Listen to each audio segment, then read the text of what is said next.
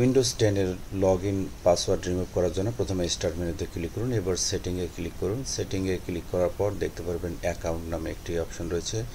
অ্যাকাউন্টে ক্লিক করুন। তো লেফট সাইডে একটু প্যান দেখতে পারবেন, সেখানে রয়েছে sign in option. Sign in অপশনে ক্লিক করুন। সাইন ইন অপশনে ক্লিক করার পর এটি দুটি অপশন রয়েছে, পাসওয়ার্ড এবং হ্যালো পিন, কোনটি সেট করা রয়েছে সেটি আমরা চেক করার জন্য প্রথমে আমরা পাসওয়ার্ডে ক্লিক করব। দেখতে পারবেন এখানে চেঞ্জ রয়েছে। আবার আমরা হ্যালো পিনে একবার ক্লিক করে দেখব, এখানে রয়েছে অ্যাড রয়েছে, তার মানে ধরে নেওয়া যায় যে এখানে আমার পাসওয়ার্ড সেট করা রয়েছে। এরপর আপনার কি করব, এখানে চেঞ্জ যে লেখা রয়েছে এখানে ক্লিক করব। চেঞ্জে ক্লিক করার পর আমরা প্রথমে যে বর্তমানে যে পাসওয়ার্ডটি দেওয়া রয়েছে এই পাসওয়ার্ডটি এখানে লিখে ফেলব। এরপর আমরা নেক্সট করব।